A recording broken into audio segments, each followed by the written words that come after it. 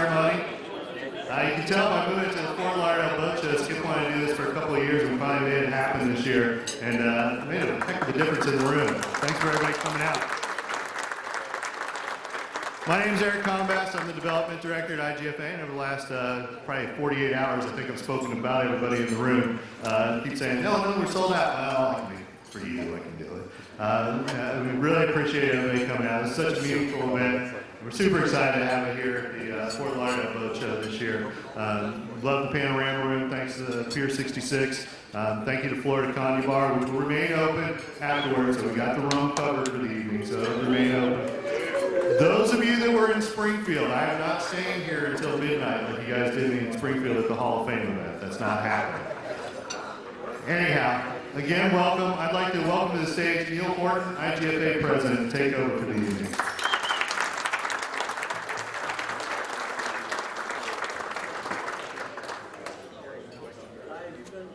Thanks, Eric, and welcome everyone to the Tommy Gifford Award ceremony featuring our legendary captains and crew for the IGFA. It's probably been a long day for a lot of people.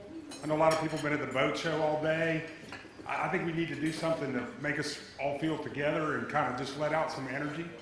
So if you feel inclined to stand or yell or shout or whatever, I'm going to say 1, 2, 3. Whoa. All right, slow down. I didn't tell you what to say yet. So I'm going to say 1, 2, 3, and then we're all going to say, hail to the sea. So 1, 2, 3, hail to the sea. All right. So again, good evening. Welcome to the Tommy Gifford Awards. We're really gathered tonight to recognize the greatest in our sport, the hard work, the talent, and the skills of the greatest captains and crew members to sail the seas. On behalf of all of us here at the IGFA and the legendary Captains and Crew Committee, we really want to welcome you here tonight.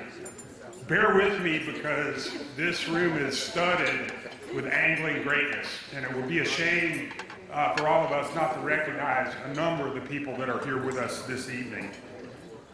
I want to start with our IGFA trustees. I want to introduce first Gary Carter, Vice Chair and Chairman of our Rules Committee. Gary, if you'd stand.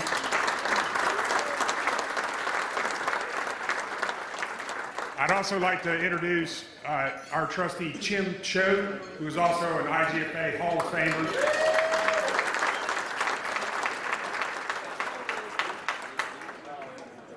I had an eye on him, but goes without introduction, Guy Harvey, one of the greatest marine artists and scientists of all time, and an IGFA trustee and Hall of Famer. Thank you, Guy. We got a few more Hall of Famers that are not trustees that are here tonight. Yeah, I got him. He's on my list. The first one is IGFA past president Mike Leach. Mike, if you could stand. Mike and Gussie, welcome. International Women's Fishing Association board member Joan Vernon is here tonight. Member of the IGFA Hall of Fame. Obviously a major force in tournaments over the years.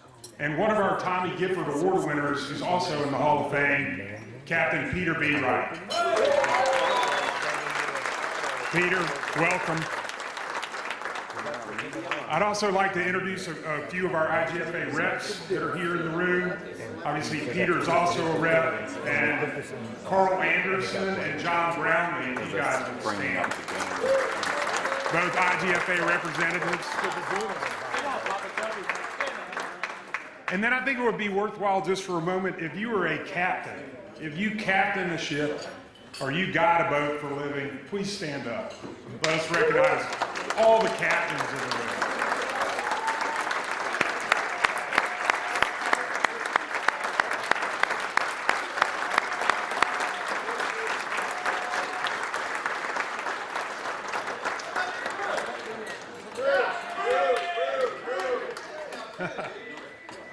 They told me this place gets rowdy, so I'll try to hang in here.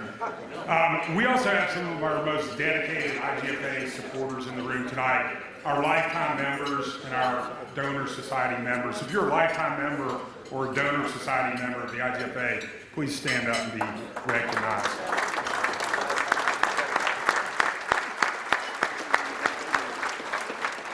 Some of our donors are shy if you don't. And then finally, I want to thank the IGFA staff that's here tonight. Let me just say, after coming on board a year ago, and we're achieving a lot of the IGFA, we have ambitious plans, and none of them would be possible without the team that I've been working with there for the last year. Obviously, Eric Combass, our development director, Don Keller, who works in membership for us, Jason Schratweiser, our conservation director, Joanna Olchek, who is one of the key people in our education department, and Jack Vitek, who is our marketing director at IGFA. Obviously, we're a nonprofit. We're dependent on people's generosity to get things done at the IGFA, and tonight couldn't happen without three key sponsors. First of all, Skip Smith and Lori Merritt, Skip Merritt Insurance. Goes without saying, this event would not happen without you guys. Great to have someone who's an honoree and a sponsor, Mike DeBeat, helping us out with the table tonight. And then Kit Purdy with Northern Lights, and I saw several of the Northern Lights guys here. Thank you for your support. I'm getting through them. I told you it was a lot of names. And then finally, I just want to quickly recognize the legendary Captains and Crew Committee. This is the group that we've entrusted with actually selecting the Tommy Gifford Award winners every year and guiding this program. Some of them I've mentioned already, but let me list them all, and then if you could stand as a group. Captain Carl Anderson, Captain Billy Harrison, Captain Steve Lastly, honorary member Mike Myatt, Captain Charles Perry, Captain Bouncer Smith, Captain Gary Stew, Captain Peter B. Wright, and obviously Captain Skip Smith. If the committee could please rise and be recognized.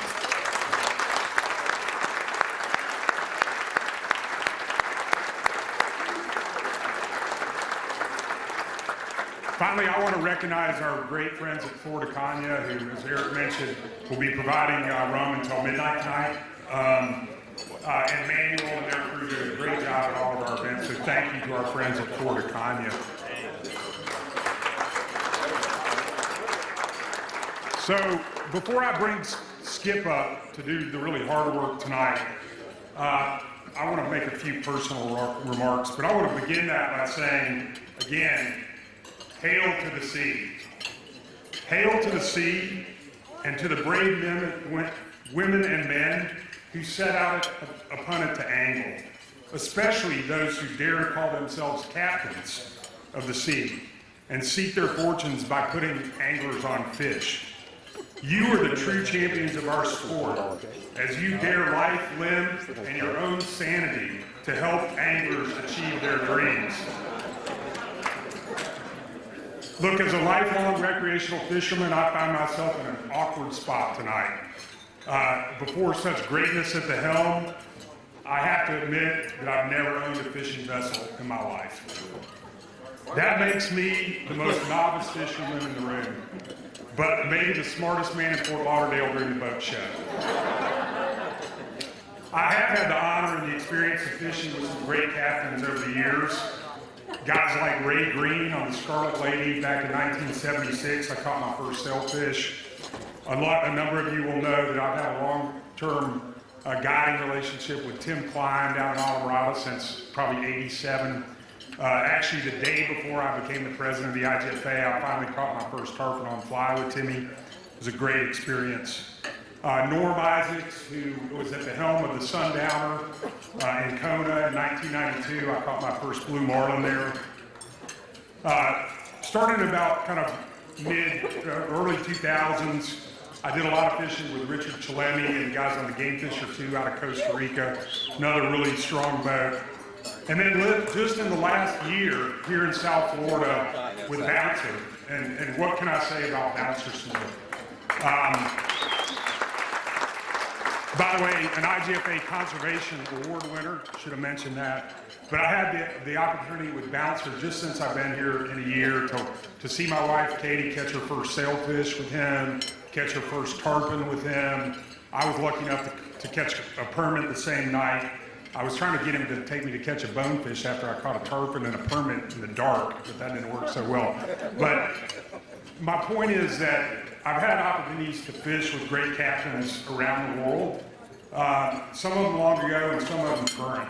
And with these captains at the helm, the guy you see standing before you has compiled a mildly impressive angling resume over the years. And by some stroke of fortune, that's led me to become the president of your International Game Fish Association. Something that I'm very proud of, and I'm still some days wondering how it happened. But I can tell you this, without those captains, it would not have happened. I could have never dreamed to take the helm of a ship like this without the examples that were set by these captains. So I want to pledge to you, captains in the room, that I'm going to follow your example. The example you set every day from the bridge, from the console, or from the polling platform. We're going to take the IGFA boat out on new adventures. We're going to go for it big time. We're going to have fun. And at the end of the day, we're going to bring the boat home strong and secure and filled with fishing stories of today and our dreams for tomorrow. And that's my commitment to you.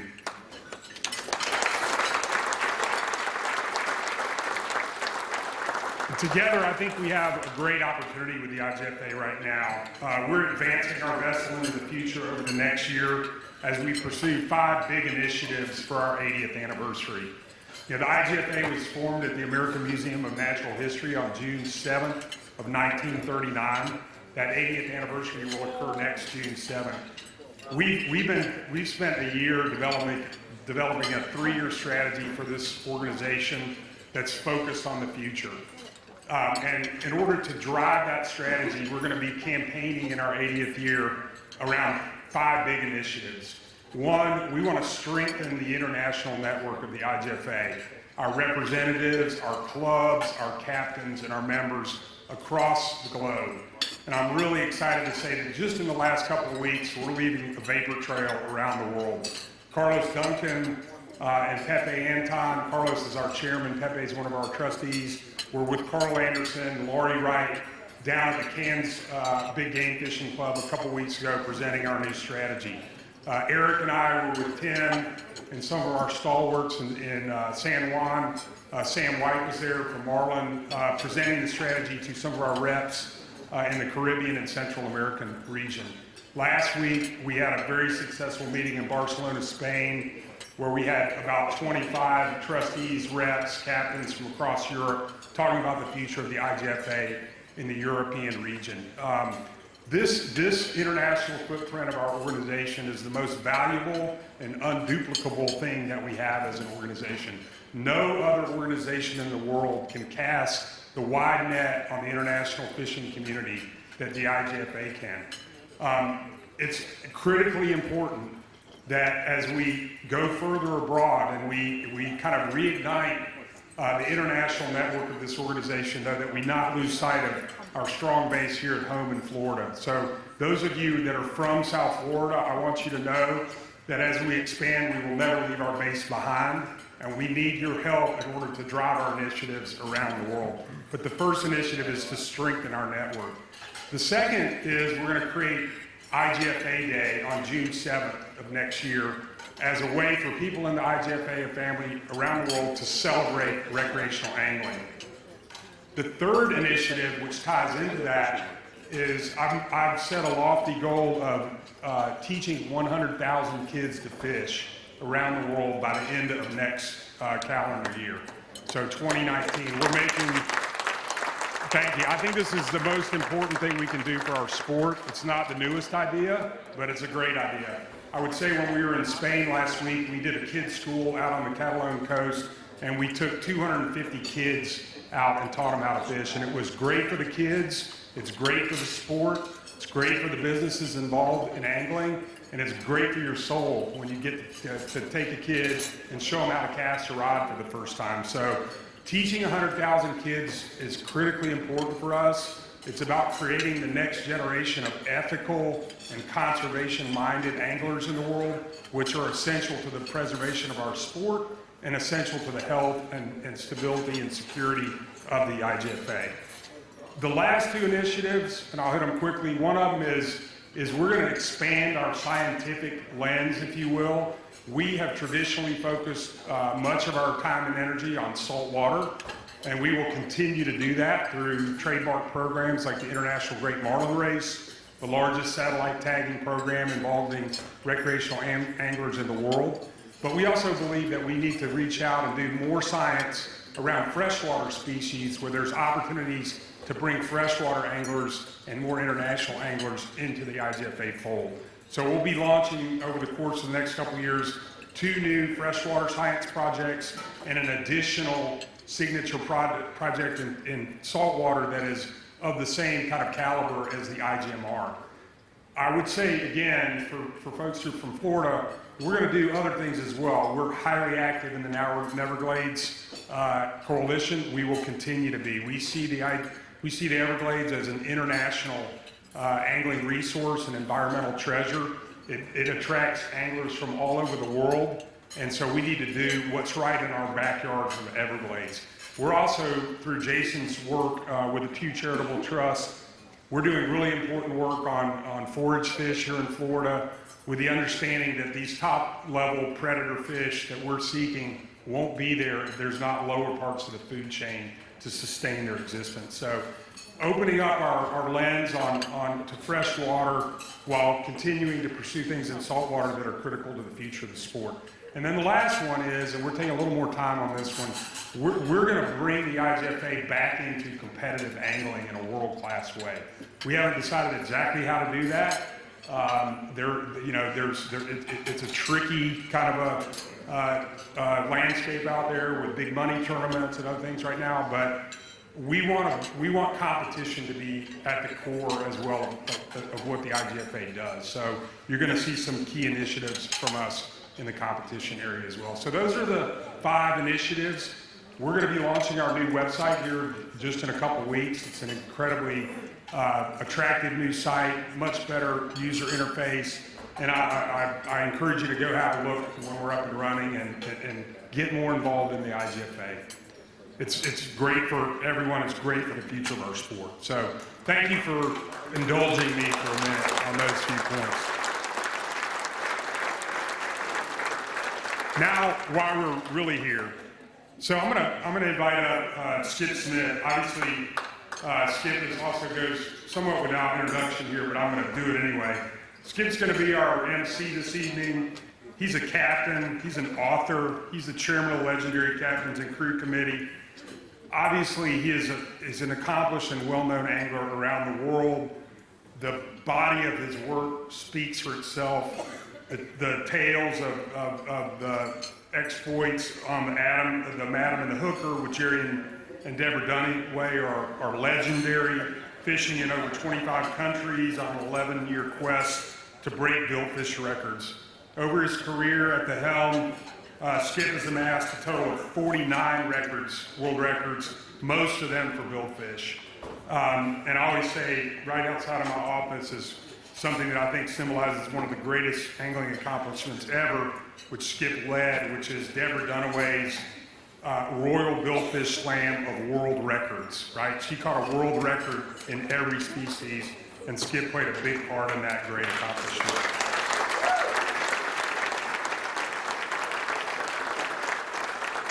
Tomorrow night, our friends at the Billfish Foundation are having their gala, and Skip is going to be honored, and appropriately and deservedly so, with the John Rybovich Lifetime Achievement Award. So congratulations, Skip, for that. So ladies and gentlemen, without further ado, let me welcome Skip Smith.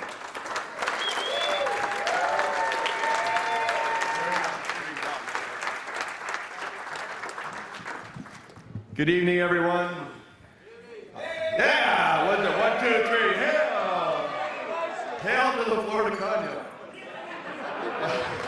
Anyhow, first of all, I have to thank each and every one of you for coming out and supporting this event. When I got here tonight, I looked around and saw the who's who from every corner of that bar out there. It's just incredible to see all you people support this event. So thank you to each and every one of you. Just amazing turnout and the class of people we got.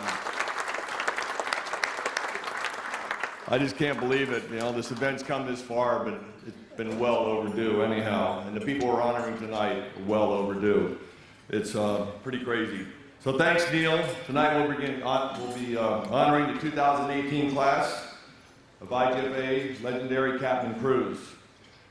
Tonight we'll be presenting the Tommy Gifford Award to these inductees. This is just like my best time of the year here.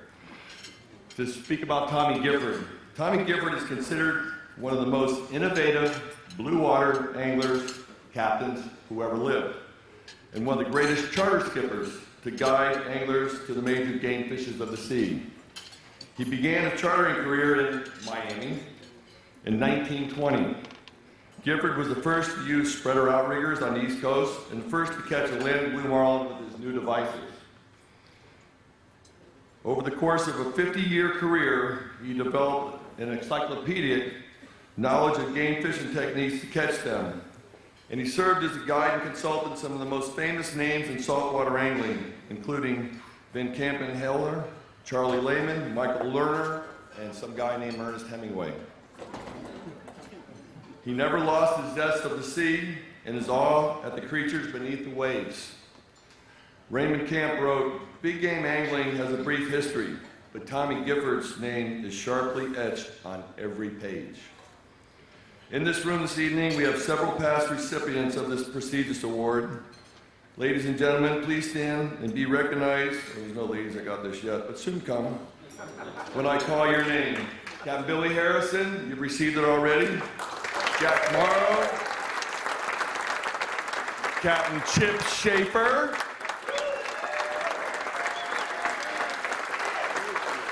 Captain Bouncer Smith.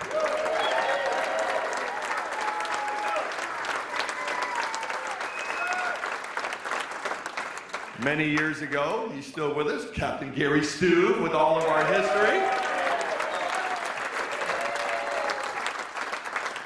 He was telling us stories from 1958, so I won't tell how old he is, but they're great stories. Last but not least, his name called about 10 times tonight, Captain Peter B. Wright.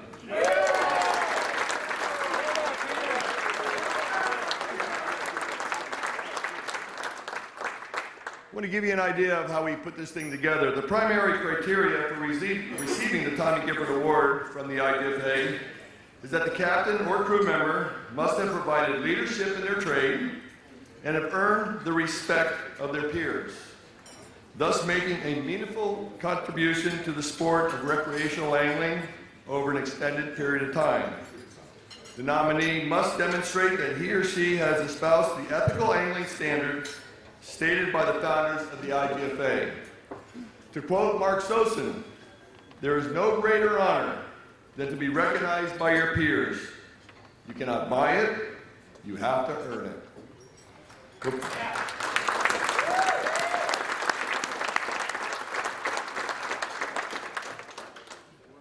Another guy that already got the award that I skipped over, Captain Charles Perry. Stand up.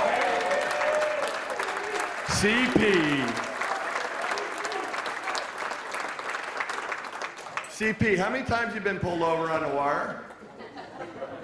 You quit counting? 3? All in Australia, right? Man, you're a tough dude. All right, before we start with tonight's inductees, we'd like to pay respect to Captain Ron Hamlin, who passed away earlier this year. Ron was a pioneer.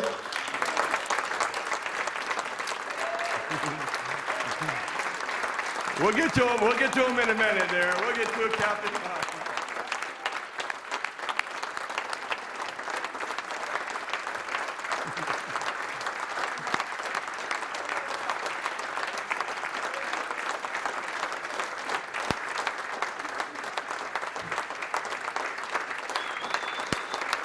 Ron, where are you, man? Ron, look at this.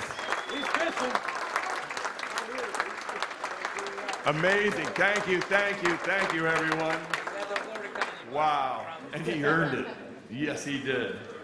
Ron was a pioneer, an innovator, and the first person to receive the Tommy Gifford Award.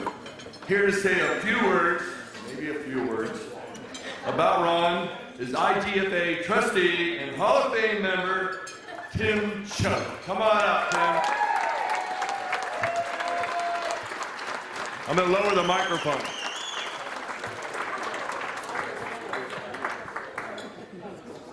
Drink goes there. Thank you, Skip, and thank you to everybody that is here. I would like to acknowledge this group's loss in Captain Ron. It was 7 years ago when we had our first induction ceremony, and he was the absolute first individual that ever got inducted in and first came to the stage. But in any case, we had a wonderful first of firsts. And I would like to acknowledge the loss that this group has suffered approximately 3 months ago, as Skip said. I would like to acknowledge his wife, Gladys, who is at our table. I hope that she will stand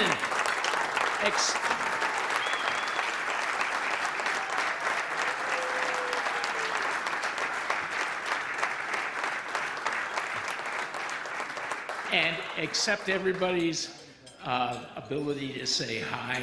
And even if you knew him, or if you didn't, but know of him, or like him, or even if you didn't, I think everybody would recognize that he earned the respect of everybody in the fishing business.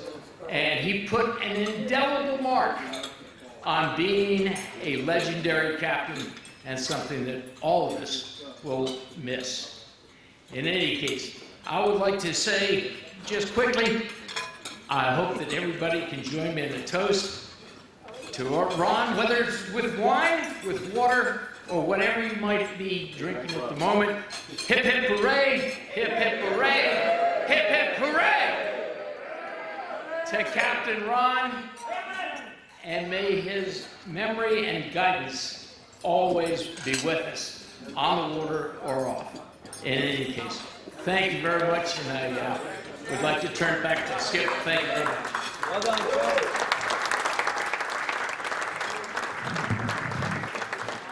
Tim, great job. That had to be hard to follow up after that standing ovation that Ron just got out of the respect that he's earned over the years. I mean, Ron, he had his problems, he faced them, he shared them with us, and he kept on fishing and innovating, and man, I'll tell you what, he touched us all. It's pretty crazy. So Tim, thank you for your kind words. Tonight, we're going to start out with our first inductee right now. Tonight's inductees begin with Captain Walter Boss. The slideshow real quick. Captain Walter Boss was well known and respected captain in South Florida from 1940s and 1970s. He was an innovator. Voss designed the Dream Girl, one of sport fishing's most emulated fishing boat designs. Emulated, thank you.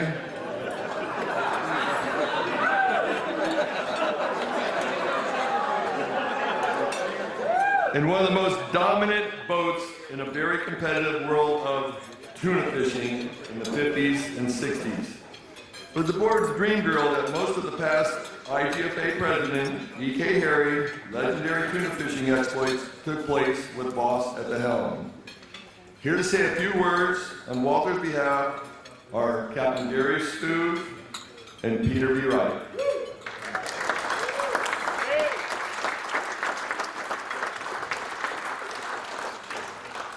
Even in my young career, I heard about Walter and his exploits. I mean, he was the man. He had a great career, and he really led the way. And I kept hearing his name for years, so you know he was highly respected. Captain Gary Speed. First thing I'd like to say is, Ron, wherever you are, keep your hook sharp. I remember Walter, I read about Walter before I knew him. I was a young kid, and all I was obsessed with tuna fishing in the Bahamas. And believe back then, if you wanted to read about fishing, you read it in Field and Stream or Sports of Field. And there was an article in there about bluefin tuna fishing, and all I'd ever heard about was Bill Carpenter. And there's this new guy winning tournaments. His name is E.K. Harry, and Walter Voss was his captain. And he kind of took over when Carpenter, he he dethroned Carpenter, and he was a force when I first went over there as a mate. And I was just a lowly mate, and this guy, he was one of my role models, and I saw him at a sailfish tournament one time up in Singer Island, out of the Palm Beaches. It was an international sailfish tournament, and there was boats from all around Florida came there. There wasn't enough charter boats out of Palm Beach, and Walter came up from Lauderdale. And you could always tell the Lauderdale guys, because they all wore white. The mates wore white, the captains wore white, and he was running a Norseman back then. This is before he got the boat that Peter's real familiar with. Anyway, we thought we had done real good. We saw him after the tournament. We caught the boat. I was mating on some boat during high school. I skipped some school, and we said, "Walter, how many did you catch?" And he just got. We caught about 8 or 10. And we were feeling good about ourselves. And Walter just went. One other little story about Walter. He was the first guy. He was an innovator. He was making lures before anybody was making lures. He had a steadying sail on this Merit-like boat that he did, the homemade boat that he built. It was the legendary boat that they sent the plane to Australia, right, Peter? Anyway, he had like a steadying sail between his hardtop and where he stood in the tower. And I guess it was to keep the boat from rocking when he was laying in the trough. And he was one of the first guys when he went to work for Ed Gould, and he was running a big Andy Mortensen and had a big giant forward deck, and Walter had blue canvas all over that forward deck to keep the glare from getting up in his eyes. Now everybody just has a little deflector shield like this. And you know, he was always tinkering, he was always inventing new kind of rigs. One other thing, he had a nephew named Fred Voss Jr. And Fred was a legendary fisherman, brawler, drinker, you name it. I mean, back then, and during tuna season one year, it was blowing and nobody went out, and Fred got thrown in the Bimini jail. I mean, actually he got kicked into the cell. He didn't get thrown in. It took about 8 or 10 Bimini cops. They got him in the cell, and he's in there, nothing in there, just concrete, and Fred sleeping on the floor. And he was always messing with Walter and teasing him, and you know. And Walter managed to get a mattress and a steak dinner to Fred that night, and that's, you know, that's the kind of guy Walter was. He was always, you know, most people would have just let Fred sleep on the concrete because he probably really deserved it. But I'll never forget it. When I tell Fred Voss stories, Walter Voss always gets mentioned in that one. That's about all I can think of, other than I got to fish as angler, E.K. Harry, and he always spoke great about Walter. I mean, Walter was, when they were first putting this thing together, and we were wondering who we were going to nominate and get on here, Walter was one of the first guys that came to my mind, just being a tuna fisherman and my favorite fish to fish for, he was one of the best. So, Peter? Gary said a lot of what I wanted to say. Walter was a hell of a fisherman. The whole Voss family. I actually worked for 2 Fred Vosses and 1 Walter Voss. But Walter, the thing that I think made the biggest impact, he made a half model. Some of you know what a half model is. Some of you might not. But it's like the shape of the boat that you want, but only half of it. And he didn't have the skills to figure out how to make the boat that he wanted, which turned out to be the Dream Girl by name.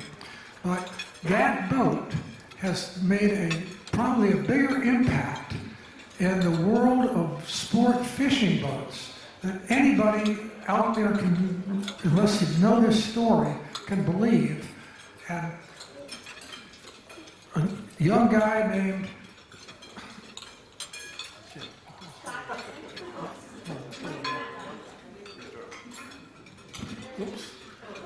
I'm sorry. I can't even think of the name. No. George Bransford. George Bransford was a friend of his. He went to Australia and had a boat built. He didn't call it Dream Girl, but he used Walter Voss's plans. And he had his boat. Well, later on, the Sea Baby.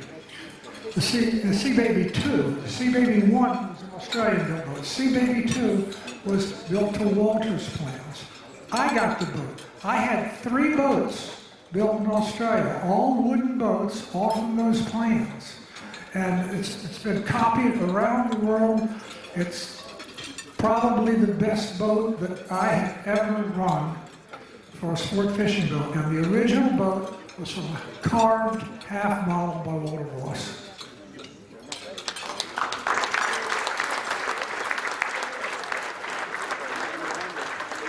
That's a lot of respect for a guy that innovated so many things from lures.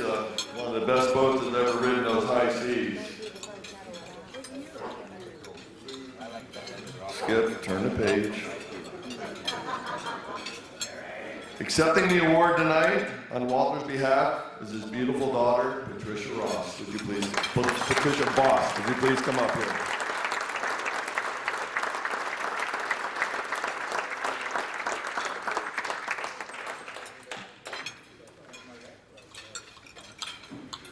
Of course, they were very surprised as we had to dig through the archives to find this family, but it's been a very special evening for them, and it's going to get even more special.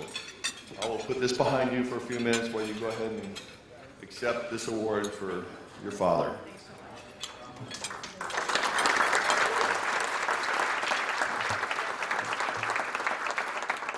Well, thanks to the IGFA. My name is Pat Voss, just like my dad's last name, still my same name.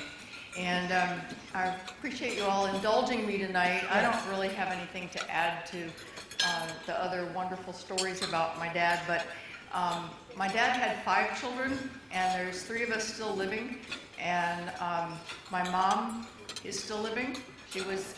My mom was the one that made the little flags, with the fish-on flags, and the little yellow flag that you had to have when you came into customs out here on the intercoastal.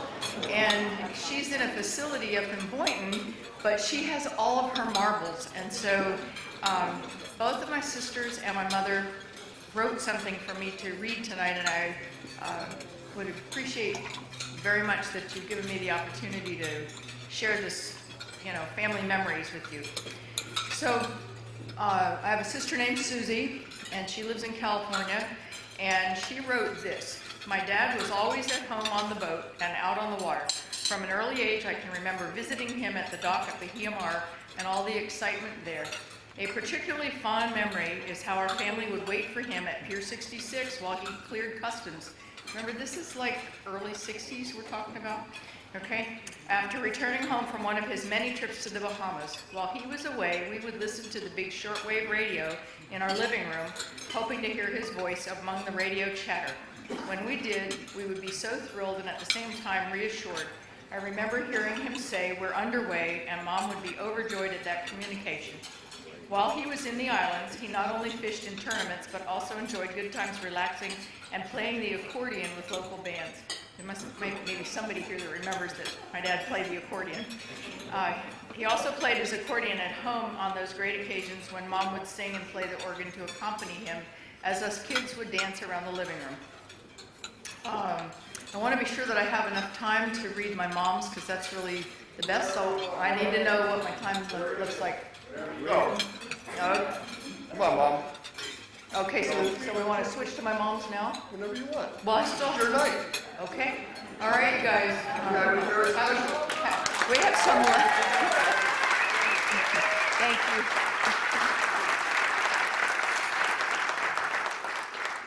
So my sister Susie continues to say, once Dad cleared customs, we were finally able to greet him with big hugs and kisses.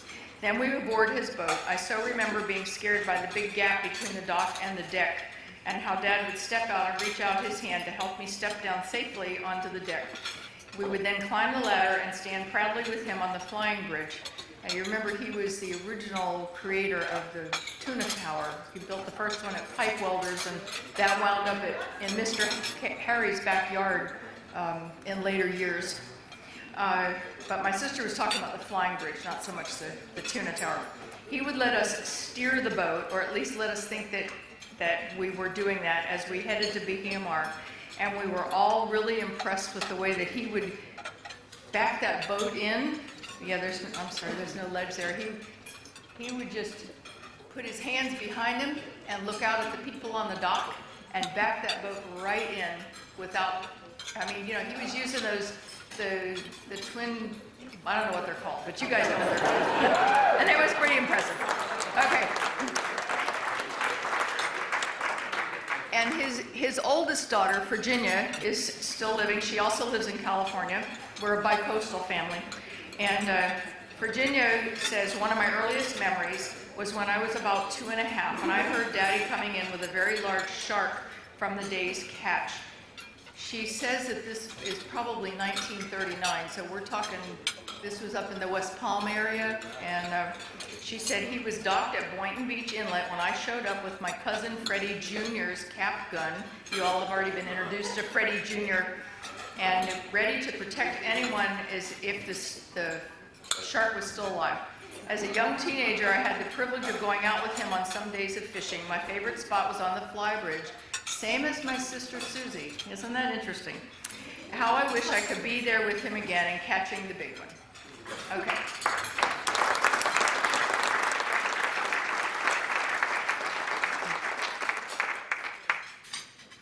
This is one of his lures Oh, you that she got it. still has in the house. It's for sale for $5,000. Yeah, And there's a guy here that actually has those molds of this lure. no. Oh, really? Okay. Well, my dad died in 1972, and when my mom was cleaning up, she gave all that stuff to his then mate, whose name was John Robinson, and I've never seen or heard from he and his wife ever again, but Took the money and ran like most deckhands. probably. Okay, so this is from my mom, who's 91 and lives up in Boynton. And so here she says, Walter Voss was born in Hypoluxo at home in the house his father built between Dixie Highway and Lake Worth. There, barefoot on the lake shore with his older brother Frederick, that would be Marcia's father, Marcia's, and our family's at table 13 back by the bar. You know, it's like, some things they'll never change. Walter began learning about fishing, wading into the water, catching minnows in his hands, discovering other sea creatures. Everything on the beach, seashells, seaweed, and seaweed was new to him. His first fishing pole was bamboo from a nearby natural stand of bamboo, which he would later supply the outriggers for his early sport fishing boats. The family had several boats pulled up on the beach. Walter climbed in and out of them. He and Frederick pushed a rowboat out into the water and got in. Walter learned to row the boat and later learned how to sail the skiff. He saw how the water moved the boat and how he could move the boat throughout the water. It was the beginning of his career as a boatman. When he got home from school each day and his chores were done, he headed to the lakeshore. During the Depression, Walter quit school and went with Frederick to apply for engine room jobs on the dredge in Boynton Beach Inlet. Frederick was accepted, but Walter was rejected as too skinny. You saw some of those pictures, right? I didn't get that gene. Okay. He was hired as kitchen help. There he found, and he did teach my mom how to cook. Thank goodness. Okay. There he found out how meals were cooked and served a crew, a good learning experience. Walter's first commercial fishing venture was hand lining in a lake. In a small outboard motorboat with the tiller tied to go in a circle, he baited a hook on the end of a line and threw it overboard from the stern. When he felt a bite, he pulled up the line, unhooked the fish, which he then tossed into a bucket of water, baited the hook, and repeated the process. To catch enough to sell, he had to know where the fish were. We're almost done. Okay. Okay. I'm telling you, this is why I didn't have to prepare anything to say, because my family is really long-winded. Okay. We're almost to the end. You should see the handwriting from your mother. That's beautiful. Oh my heavens, yeah, it's really awesome. Even I can read it. Yes, that's true. Okay. Then, in a larger boat, he went out into Boynton Inlet, past the dredge, which was and is still working, and there in the Atlantic Ocean, he caught his first sailfish. It was a thrill. He got hooked on sailfishing. He learned all that he could about the sport and outfitted a boat to take people out for sailfish. Walter took charter parties from Inlet Village. They still call them parties? That's what we called them in our family, you know. Nowadays, maybe we call them customers, I don't know. But anyway, to take parties out for sailfish. He went out from the inlet village sport fishing in the Atlantic, and more than just sailfish were caught. When World War II broke out, I promise this isn't going to be a whole history of the United States military actions. When World War II broke out, Frederick Walter and their younger brother Gilbert all enlisted in the Coast Guard. Frederick was sent to England, Gilbert to the South Pacific, and Walter was restricted stateside due to his asthma. He served on an 83-footer stationed at Lake Pontchartrain, Louisiana, and Peanut Island, Florida. After the war, Walter took a summer job in Beach Haven, New Jersey, to captain a private yacht for a Philadelphia millionaire, and I guess in those days that was really saying something. There he ate at the Beach Haven Diner, where he met and later married one of the waitresses, Marjorie Watts. With his summer earnings, he bought a 40-foot boat and hauled it out in Tuckerton, New Jersey. The honeymoon was spent there caulking, sanding, and painting the bottom of the boat to be ready for a trip to Florida. Back in the sport fishing business in Florida, Walter ran charter parties out of Boca Raton, downtown West Palm Beach, and finally Bahia Mar. He built a thriving business fishing the southeast coast of Florida and the Bahamas and Cat Cay. Walter competed in many tournaments and won a lot of trophies. One of his proudest, and I don't think you got that picture, we had a picture of my dad receiving a ship's bell award, but it was for the Invitational Masters Angling Tournament in Palm Beach, 1965, and it was for the top guide. So it wasn't for one of his parties, one of his customers, it was for him. And so that was always his favorite. Now, I don't know anybody here that has a ship's bell clock, but it chimes every 15 minutes, 24 hours a day. So when the ship's bell clock quit working, my mother got a grandfather clock, which does exactly the same thing. Okay? And I think that is it. Thank you so much.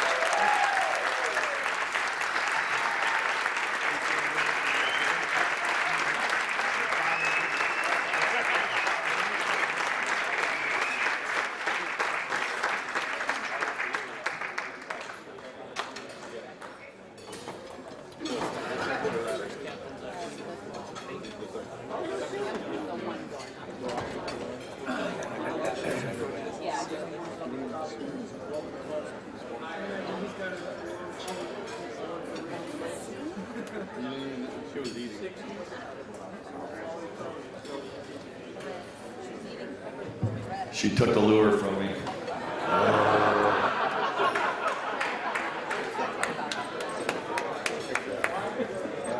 This next one is really special. I can't thank you enough for your respect and being quiet during these things. I mean, you guys you're awesome. I mean, like I told a lot of you, you're gonna get some laughs, and there's quite a few in there. Walter earned every bit of it. You can tell by 90-something-year-old mother wrote that. It's amazing. Our next honoree is the Foster family. You guys ever heard of this one? Wow, it's a crazy story, crazy story. Ernle and Bill Foster put Hatteras on the world sport fishing map. In the then isolated commercial fishing village of Hatteras, North Carolina, the Foster brothers had the foresight to see the potential of taking people, someone said pilgrims over here, people fishing for pleasure in the 1930s. His first boat, the Albatross, built for charter in 1937. At that time, the Fosters were the first full-time charter operation on the East Coast. The Foster family included Ernle's son, Ernie, have been fishing the waters off Hatteras continually since 1937. And the Albatross fleet of charter boats is still operational today. To tell you a little bit more about the Foster family, please welcome Captain Charles Perry to the stage.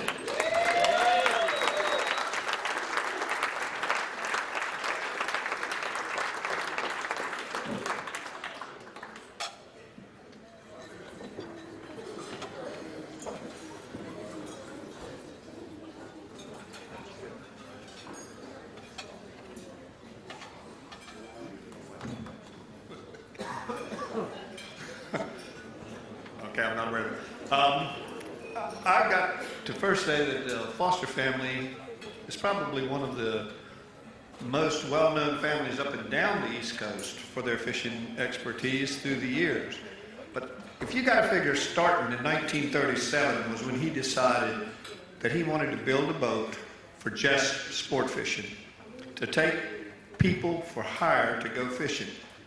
Well, if you can imagine what it was like in 1937 on Hatteras Island, everybody thought he was a fool. I mean, that had to be the most craziest thing in the world. And he decided that he found the lumber and he went to Harper's Island and he had the boat built in 1937. Now in 1937, that's before the IGFA was ever established. That boat is still operating today, along with 2 or 3 other ones. Now I think you got to say, that says a lot for the family and for the Ernie and his cousin that is still here today with us. They've kept that boat, they have 3 boats, and they've kept the 3 albatrosses working through all these years. Now, saying that you were, I don't want to throw Palm Beach under the bus or any of the other places, but say you're fishing out of Palm Beach or most any inlet anywhere is one thing, but fishing out of Hatteras for that many years, if any of you know that much about Hatteras Inlet, that's not the place that most people want to go fishing out of. And they fished that boat for 81 years, 82 years now out of Hatteras Inlet. And the boat still looks great today. So, with no more to say, I think it's for itself. Thank you, CP. That's a lot being said. The way, the way you feel about it, the way you've been in Hatteras, you know you get your ass kicked a lot of days. And for those boats to make it and still go. Yeah, we know a lot of other brand boats that haven't made it. Not throwing names out there. Might be a sponsor in the future. To accept this award tonight for the Foster family, please welcome Ernest's son, Ernie Foster, to the stage. Ernie, come on up.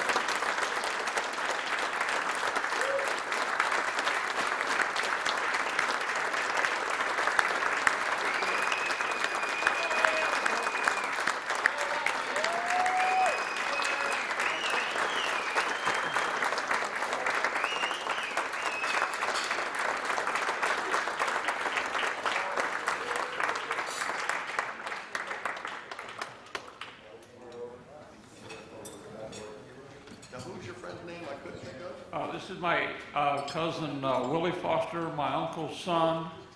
My father, Ernest Foster, and as Charles said, he started the business, and then the captain that probably did the most to make it famous, I guess, would be my Uncle William, Willie's father. My father came home from the Depression. He was living in Long Island at the time and was working at a business. He was the last guy hired, the first guy fired, so he came home with this crazy idea that he was going to build a charter boat. And all the old timers told him he was crazy, so he built it. And this was before the war, and then he was just getting started. World War II came on and things came to a halt for a while, and then after the war, business took off. And in 1951, he bought himself a nice fancy fiberglass fishing pole, and he'd been taught by Kip Farrington in the 30s. The famous, I don't know much about him other than he wrote 2 books that I couldn't keep my eyes off. I was a kid fishing the Atlantic, fishing the Pacific. And he caught a marlin in Hatteras in 1939. But the winds of war just made that nothing. And then after, so my father decided he was going to catch him one of them marlin. And in 51, he had a charter. My father rigged up a mackerel and he hooked the marlin, and the charter said, "We can come this far." They were from Pennsylvania.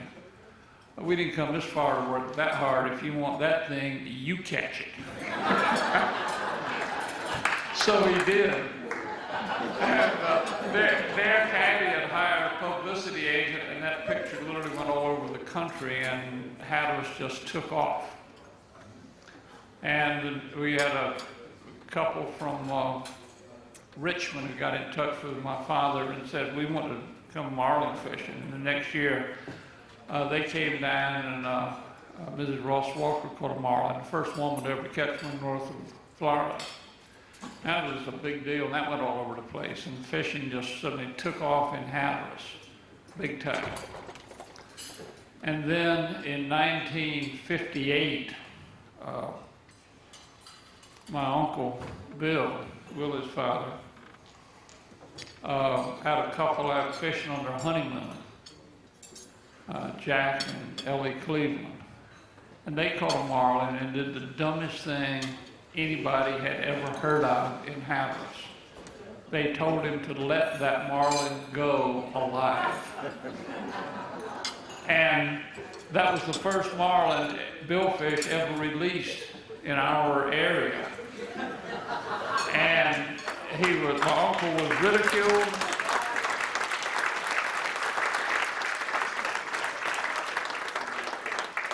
It was just considered crazy. And it took another 20 years or more for it to really catch on, but now if you bring one in, you hear a few comments in the other direction. And then, let's see, I started working full-time. My father put me to work in '58, and in the summer of '62, the day before the Hatteras Marlin Club tournament, which was one of the few tournaments up our way at the time, we had a guy fishing, and we caught a marlin that turned out to be the world's record. And that was kind of a big deal. And it happened just at the right time. And from that point on, Hatteras was a serious go-to place for fishing. And those were the things that made the albatross fleet significant. I'd like to turn it over to Willie, but before I do, we're still going strong, and after 60 years, I've kind of reached the point where maybe taking a few days off is a good idea. And I'd like to recognize Captain Brian Matley, who's now running the albatross fleet. Brian, would you stand up?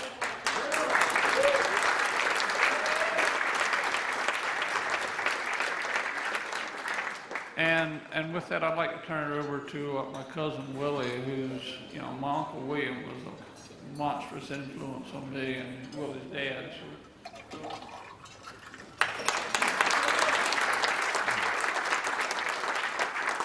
No, thank you. Ernie's the speaker and I'm the listener, so I'm not going to go very long. Obviously, Ernie and I, we didn't have anything to do with building the base. What we were fortunate enough to do was be able to follow these people and just, walk down the path.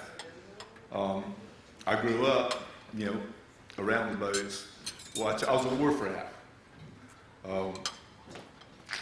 Chip, he'd back in, Chip Schaefer, he'd back in, I'd be there looking to see what he caught. All of his kids were along the docks. And that's how we got involved in it. But one of the things that I think influenced me more than anything was Uncle Ernie, my father, and Captain Oliver O'Neill. They were three captains, and it wasn't just their dedication. It was, they enjoyed it. Okay. Captain Oliver, how many years? 26 years, never missed a day of work. I first started fishing with him. I see him walking down the dock. He'd have his paper bag, his pint of milk, and his banana cream cake. And that was his breakfast. I fished with him for 1 year, and every morning he had that, and he had a cigar, and it was this long in the morning, and that long in the evening, and he never lit it. Never lit it. But truly, this is an honor. I want to thank Charles Perry, Gary Stu, and everybody that was involved in this, and thank you very much.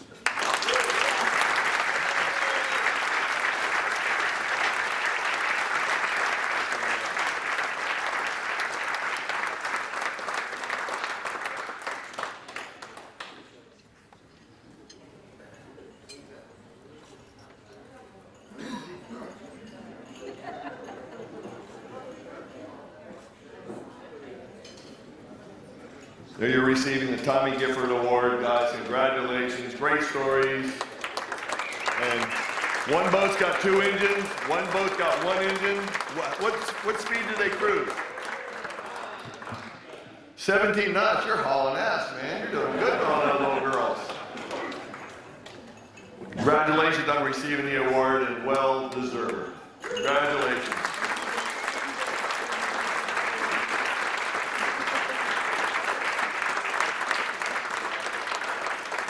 We're still going back in time.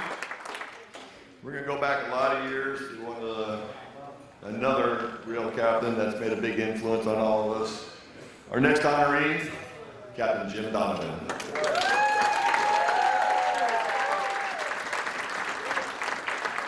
Captain Jim Donovan's illustrious career as a world-class sport fishing captain began in 1950, mating on a charter boat based out of the EMR Marina. Everything comes back to here. Soon after, he began fishing in Montauk. He was a mate for the women's 50-pound swordfish line record, back then 492 pounds, 4 ounces, a record that stood for over 59 years.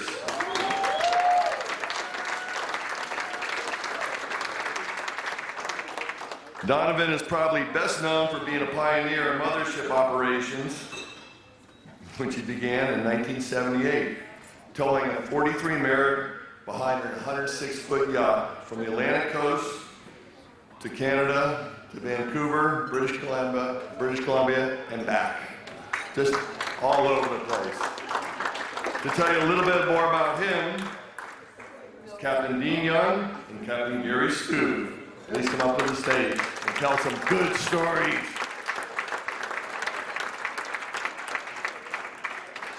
Don't make him like a little innocent guy or nothing, tell some good stories. Jim, go have a seat. We're gonna pick on you for a little while. Just go enjoy this. This is a little bit like a roast. These guys have been waiting to get back at you for a year. Go, you come up here and grab. Go ahead, Dino. I was on the charter boat dock when Skip Smith's dad walked him down the dock at age 4. And I had the opportunity also to work for Walter Voss, Old Man Fred, and got beaten up a couple times by young Fred. Anyway, JD and I hooked up probably in 62 or 63, but I decided I wanted to go on the road and be a rock and roll musician. So in 1968 or so, we got hooked up again in Montauk and began our checkered career. And no one has ever put as many proper swordfish on the dock as Jim Donovan. And no one has ever charged around George's Bank on a 37-foot Merritt boat with incendiary devices in the bilge for engines and changed rocker arms coming back in the fog with no radar, by the way. Boss was too cheap. And we used to go up the coast with a Texaco road map and find a hole in the beach, and in we went. So this all progressed in about 76 or 77. Jimmy called me up and he said, the boss is buying a new burger and we got to get this thing out of Manitowoc. It was like November. And if you come up, I'd just gotten off the Frisky Lady. If you come up, you can probably get the job on the Cinco. And I said, well, okay, no problem. And we came through a couple of snowstorms and got this thing out called Barky Garnsey and a crew of guys and got them into Newfoundland, Nova Scotia, excuse me, and went from Nova Scotia to Florida with a brand new boat. I think the only thing that broke was we lost a couple gallons of milk. And so from then on, I was the guy in this book on the tow line. And we had some eventful times, but it was all good. And then I started making some ocean crossings with Jim when he went to big boats. And I'll tell you one thing, if you ever want to get home, go with Donovan. This is a picture of August 1971 of a catch we had in Nantucket of a swordfish 508 rod and reel, a swordfish 385, a 225-pound tuna, and 7 white marlin releases in one day, okay? And it was not fishing with the television on, and when the bell goes off, you walk out in the cockpit in 1,500 feet of water, and you got a swordfish on. This was real fishing. Okay? And by the way, God bless Ronnie Ham.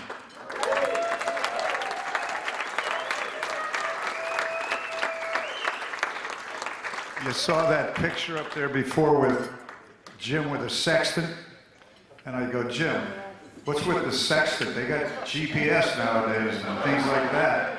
He said, well, you know what? Someday that stuff isn't going to work, but this sextant is always going to work. And he's the only guy probably that I know in this room that knows how to use a sextant.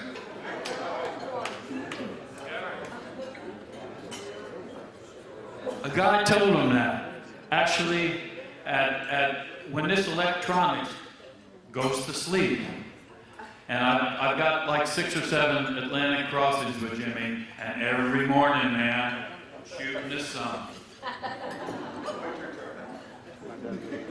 Well, I think someone's ready to really talk and defend themselves. So, Swordfish Jim Donovan, come on up, get your award.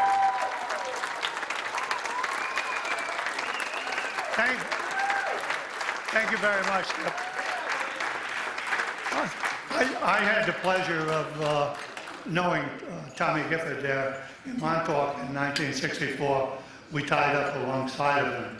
So Tommy gave me a lot of stories on fishing Bimini in the 30s and fishing off of Nova Scotia for swordfish in the early days of the late 30s, early 40s, when they really had some big fish up there. So it was very, very interesting time. But it's been a great ride, and thank you very much.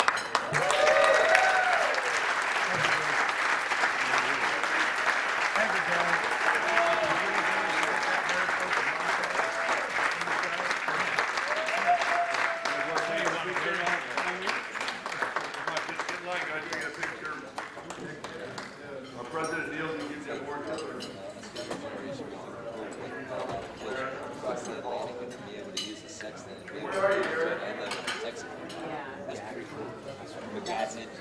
Smoking a cigarette.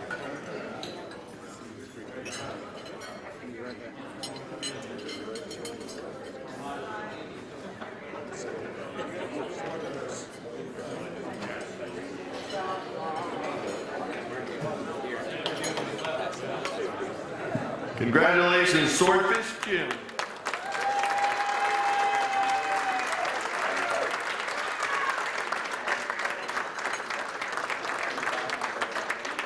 Well, now we completely covered the East Coast, all the way up to Nova Scotia and beyond, and Florida, Caribbean, transatlantic crossings.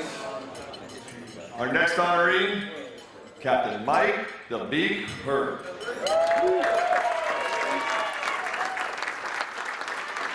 Sit down, Mike, sit down. We're going to pick on you for a while. Captain Mike the Big Hurt has dedicated his life to the promotion of sport fishing. Awesome. Often considered the godfather of modern sport fishing in Southern California, Hurt was one of the first captains to consistently catch billfish before the days of sounders and, of course, GPS in his native waters off San Diego. His experience with recreational fisheries has also led to his involvement with fisheries legislation and working with fishery scientists to implement programs that facilitate the conservation and the management of marine fisheries. After spending much of his life fishing and traveling to some of the world's best destinations, Hurd now spends most of his time educating so that they could better enjoy their fishing and boating experience. To tell you a little bit about Mike, please welcome Debra Hood and Steve Dillingham to the stage to take off.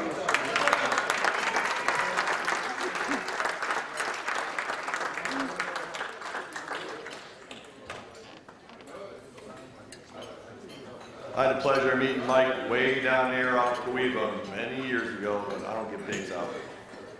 Steve, Debra, who's going first? Ladies first. Ladies first. I'm so happy to be here tonight. I'm so happy to be honoring my dear friend of 34 years. We're both much older than we used to be. Michael was a dear friend of mine when I became the West Coast editor of Marlin magazine in 1984. Bill McClellan, who was the founder of Marlin magazine, hired me to expand the universe of Marlin readers, and he knew that the West Coast was an important area. We had to cover that. And so he hired me. I didn't really know what I was doing. But I love sport fishing. I love bill fishing. I'd grown up fishing with my dad and my mom in the Gulf of Mexico. And so I moved to California. I've been in California when he hired me. I met the Beak shortly after I moved there. He took me under his wing. He knew I needed all the help I could get. And he helped me meet all the people that were important to the West Coast bill fishery. All the important captains, the important owners of the greatest boats. And he also connected me with all the bill fishing clubs there. But most importantly, he taught me how to fish West Coast style. And to me, that was the greatest gift he ever gave me. We helped each other, actually.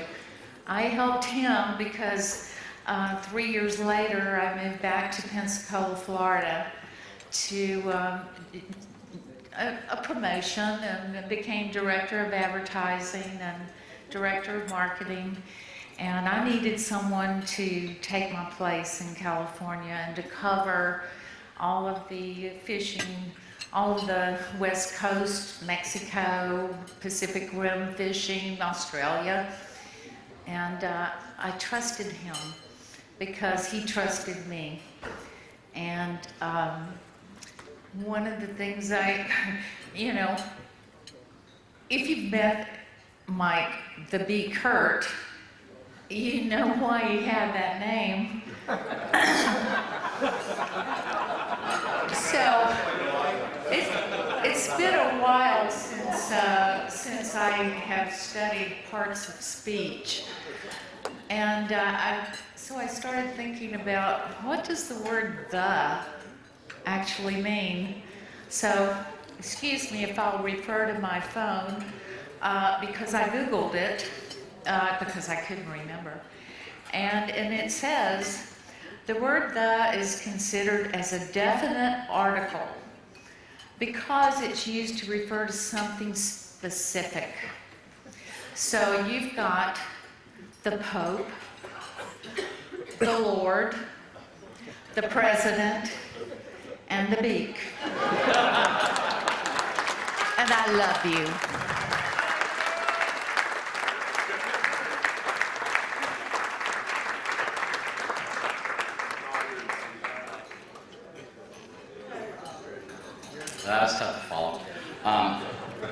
name's Steve Dillingham. I'm from San Diego, California, and I was asked to come up and tell a story about Mike B. Kerr. Very proud that I'm from San Diego. There's two great captains here tonight. It's awesome. I was Beak's deckhand in 1981, and I fished with him and competed against him for these past 40 years, and Beak's my friend. So, as I was pondering which story to tell tonight, should it be about the 75 Marlin releases in one day? Or should it be about the 14-hour epic battle with the swordfish?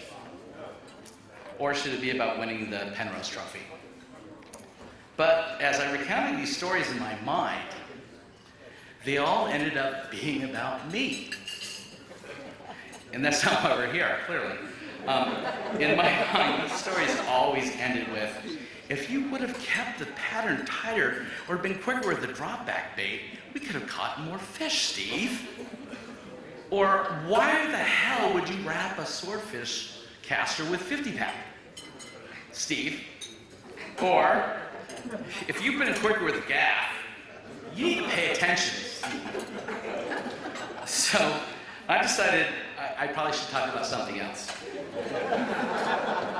So I thought about what it takes to be a legend or a hero. I thought about these things and what it takes, and I think it takes someone that you look up to. And since Beak's standing about 6'6", it was always easy for me to look up to him, and most of the rest of us. But Beak's career in fishing is about excellence and innovation. He wasn't just excellent one time, or he didn't create one new fishing technique one time, but continued practicing excellence and innovation his entire life. The really unique thing about Beak is he instilled that passion for excellence and innovation in other people, many other people. Just look at this table over here.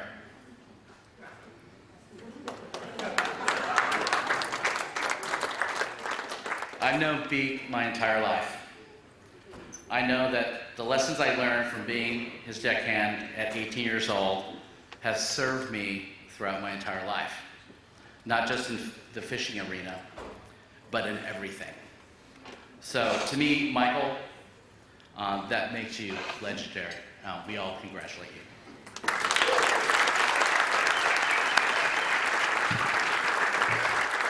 Please welcome to the stage to receive his Tommy Gifford Award. Now my pleasure. Come on up, Captain Mike the Beak Hurt. Come on up, Michael, Captain Michael, whatever they keep calling you up here.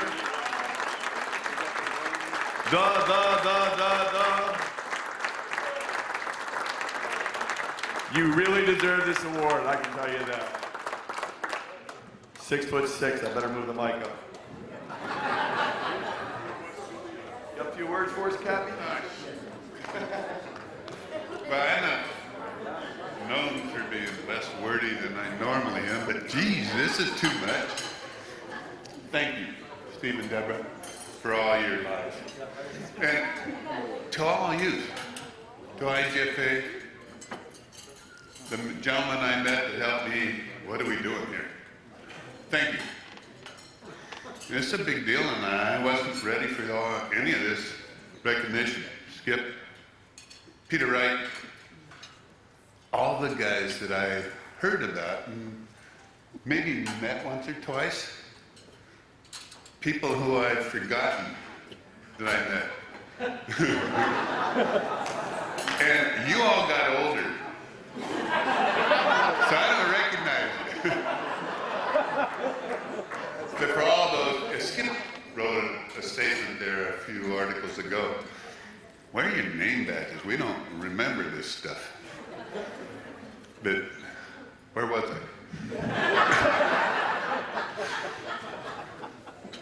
I am way beyond being honored for this.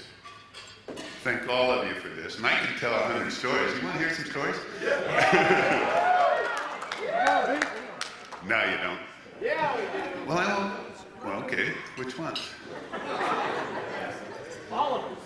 One of the ones was when I first met Steve Lassen. I'm so grateful to be a part of representing the West Coast with Steve, because he truly is one of the best fishermen anywhere.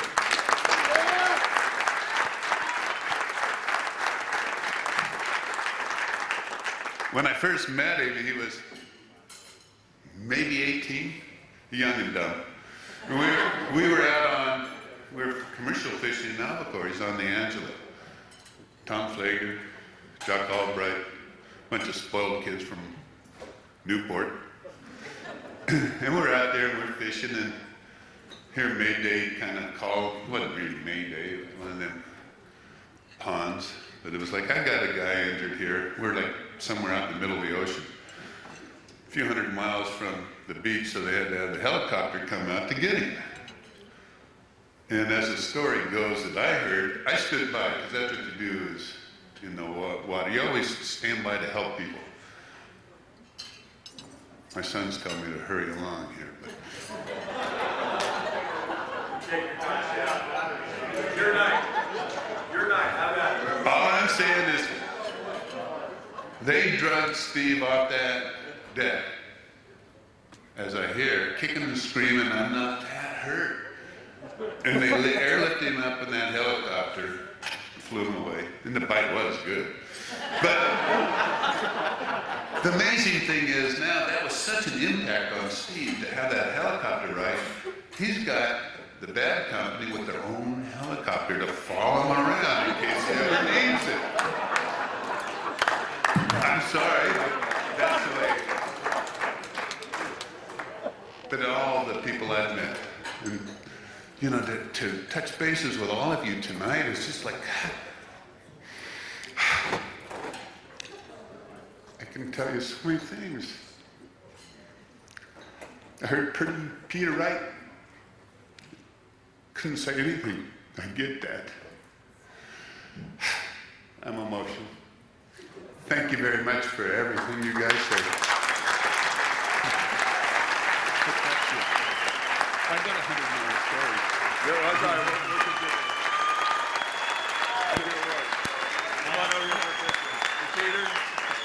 Peter, I was going to tell stories about you, man.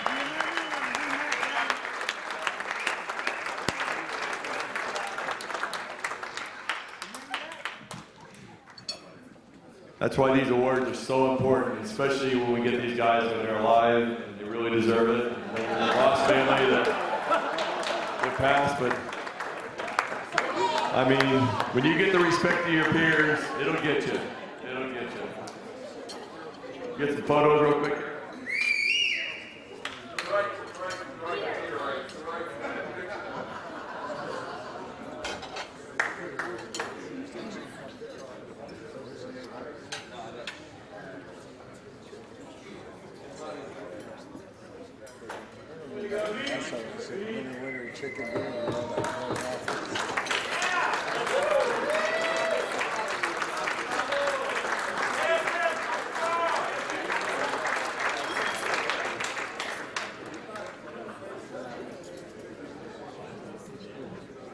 Mike says he has more stories.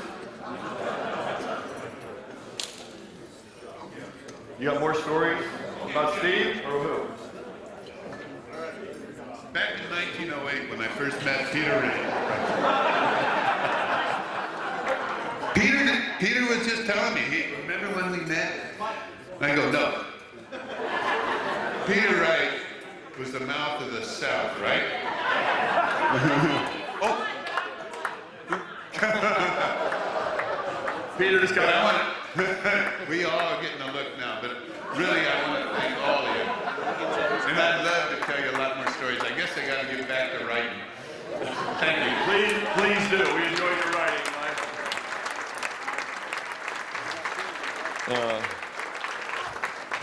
I tried to warn a lot of you that I personally invited that it was going to be funny and you were going to have fun, and it wasn't just your average night. And I don't think we disappointed anybody. Bubba Carter, you get the loudest laugh award tonight. You've been laughing your butt off. Captain Bubba Carter's in the house.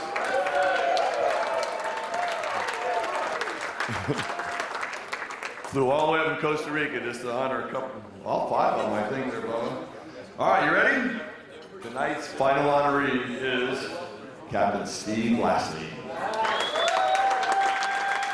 Just stay put. They're not hurting you too bad here, Steve. It reads over here, over the past 3 decades. They're not making it too bad. Captain Steve Lassie has built one of the most impressive resumes in the history of sport fishing. I've read it, it is. Steve bought his first boat in 1974 at the age of 17. Has been making a living fishing ever since.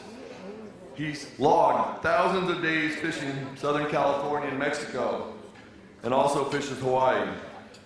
Lastly, has accrued the most tournament winnings in the history of the sport at the helm of his team, Bad Company. They got the picture of the check up there yet? No, not yet.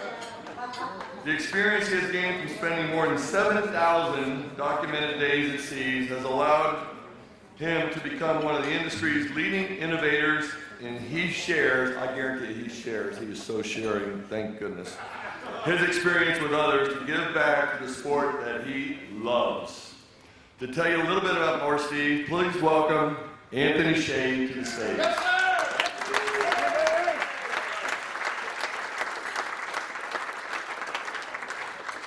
Don't make it sound real nice, Anthony, please.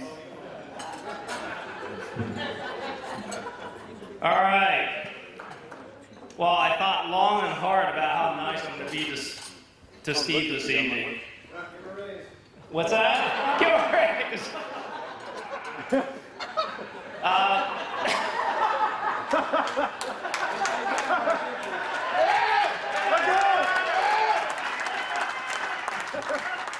We don't nickname him Hollywood for nothing, right?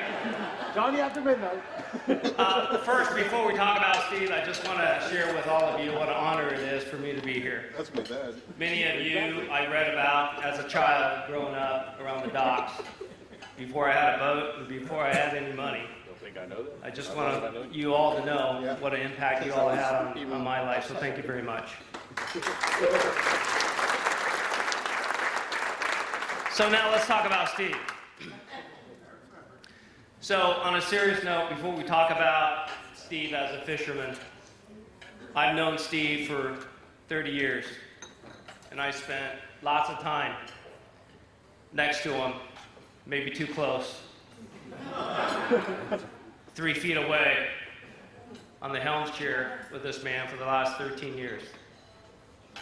It's pretty amazing how intimate you could be with another human being when you're on the ocean together for that many years and days. And I'll tell you something about Steve. Out of the 13 years that I fished with him, he's never had a bad day. His attitude is really amazing. And because of that, I've learned something from him all the time, not just fishing, but about life. His character is unmatched. His wife Shirley is here tonight. And Shirley, I'm not saying that because you're here. But he is a good man. You married a good man. His work ethic, stupid. I work pretty hard, but next to this guy, he's Iron Man. He's the Energizer Bunny. He just goes and goes and goes. Even at the end of the day, 16-hour day, we're running back on plane, had a successful day, blood on the decks. For a 3-hour ride, he's in the binoculars, 2 hours and 50 minutes. He's unbelievable. And to complement his skills, his mechanical and electronic skills are really legendary. I don't know where he learns this stuff. It just comes to him pretty naturally. Ultimately, Steve is a gentleman. He's humble. He is always helpful. He's fun, and he's really smart. And he's always respectful, always. Now let's talk a little bit about fishing. We nicknamed him the Professor. He's also the weatherman. I think he studies 4 or 5 hours every day looking at the weather pattern. And a lot of people always ask me, what is it like to fish with Steve? Well, you know what? I'm going to go through a little bit of that with all of you right now. I'm going to play Steve Lasley on the bridge on a typical tournament day. And by the way, this man has won the Biz Beast twice.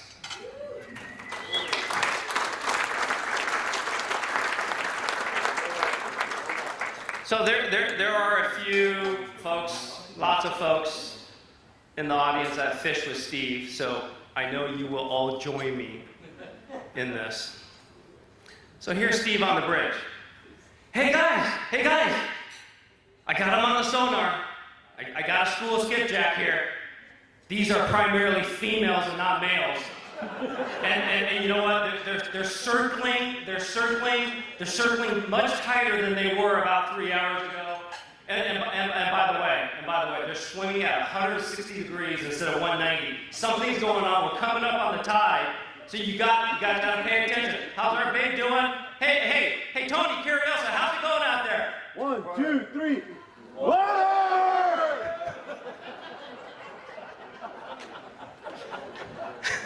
Steve, congratulations. I couldn't be more prouder to be your friend. Thank you very much. It is my pleasure tonight to welcome Captain Steve Lasley to the stage. Mr. Sonar himself.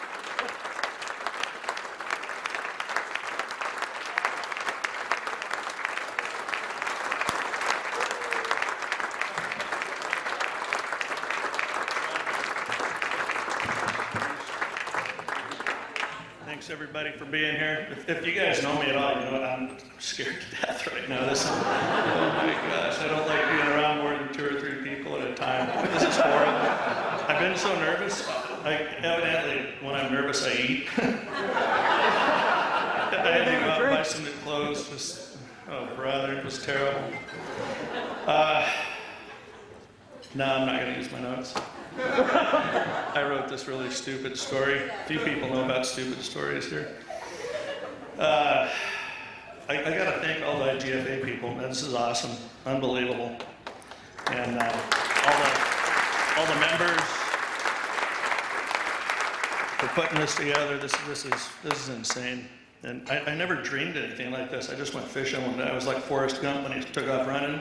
And just, why are you running? I'm just running. That's the same idea. I just went fishing. But, you know, God's given me a lot of really great opportunities that not many people have. I've had a couple of really good bosses, great bosses.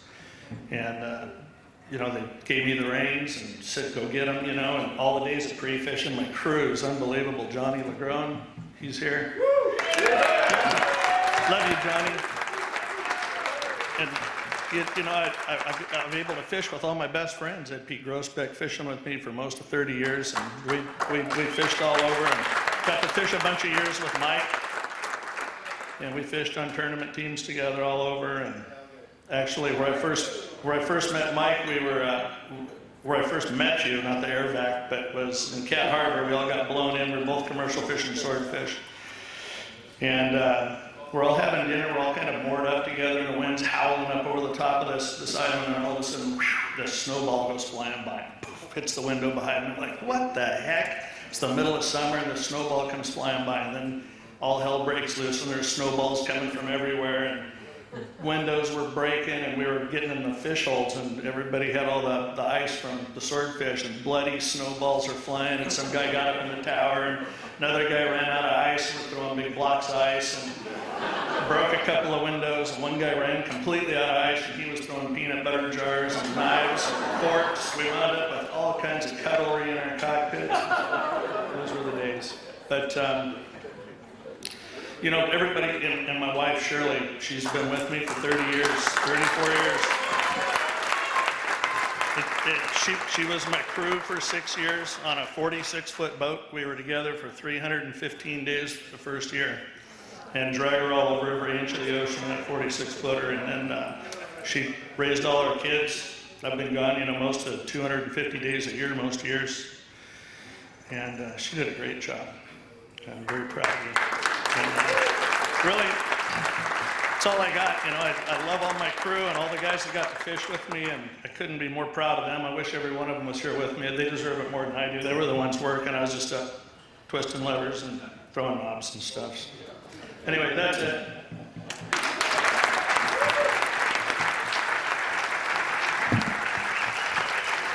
Congratulations, Captain Steve. Lastly, here's your award.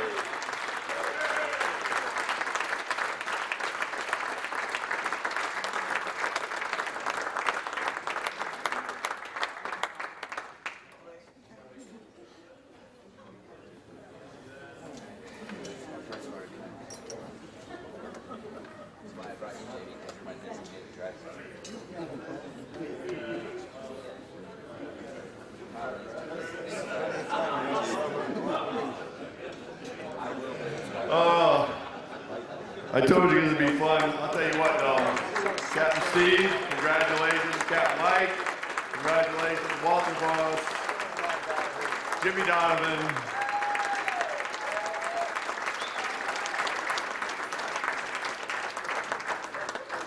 I'd like to congratulate everybody. I mean, Steve could probably stay up here and talk for about 2 hours on how to work your sonar. But get him up here to tell a couple stories is always tough. It's not his thing, but I'll tell you what, he does share.